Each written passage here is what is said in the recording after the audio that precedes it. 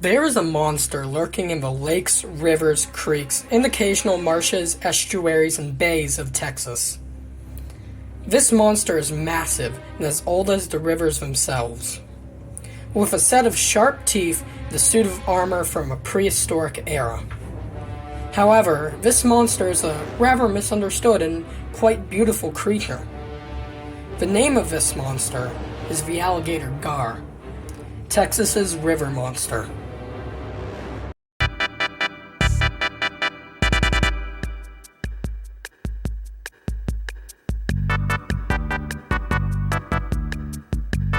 The alligator gar is a fish which is known as a living fossil, an animal which has not evolved much since the age of dinosaurs.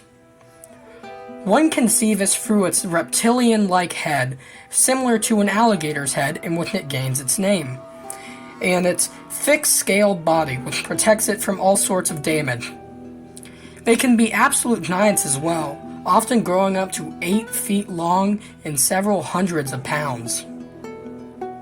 Now, the alligator gar has a set of thick scales, acting as a strong set of armor, protecting them from the few predators that they have, which we will return to later. But in the wild, that's usually maybe an alligator, or humans, unfortunately, but that I digress. Now, though their teeth may appear rather frightening with long, sharp needle-like extensions, they are much more efficient at catching small fish than chomping at an unwary fisherman's legs.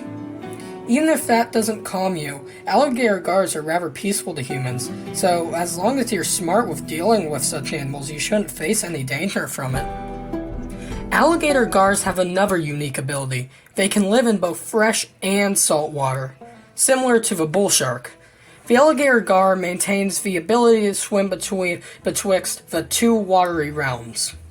There are plenty of stories in which fishermen find themselves in coastal bays, pulling up such strangely beautiful beasts, much to their surprise.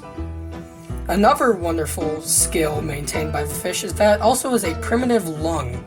The fish's swim bladder, the organ used to keep them afloat in the water, allows them to breathe as well for short periods of time. Now, of course, this lung does not support the animal for long periods of time, but is a useful adaptation, especially when they're being dragged to the shore for pictures and films and whatnot. Now, the alligator gars have had an unfortunately troubled past. Around the 1930s, alligator gars were seen as a trash fish that only damaged the ecosystem by eating trophy fish such as bass. As a result of this, the gars began to be exterminated.